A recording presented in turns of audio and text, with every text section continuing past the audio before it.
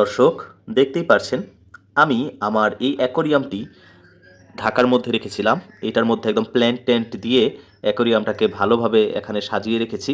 কোনো মাছ নেই এখানে। আর এটাই হচ্ছে বড় বিষয় যে এখানে কেন মাছ নেই, তবুও আমি অ্যাকোরিয়ামটাকে এত যত্ন নিচ্ছি।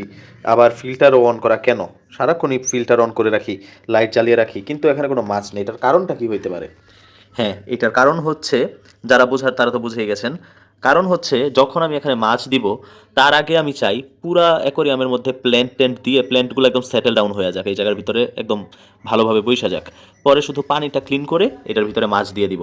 তখন প্ল্যান্টের কন্ডিশন হেলথও ভালো থাকবে। আর এটার সাথে যে ব্যাকটেরিয়া ভাইরাসগুলো আসছিল প্ল্যান্টের সাথে, সেগুলো আর এখানে থাকবে না। সো ওইগুলো আর মাছকে ইফেক্ট করবে না।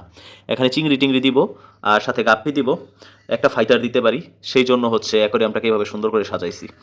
আর যাদের এমন ভিডিও দেখতে ভালো লাগে তারা অবশ্যই চ্যানেলটাকে সাবস্ক্রাইব করে পাশে থাকবেন। ধন্যবাদ।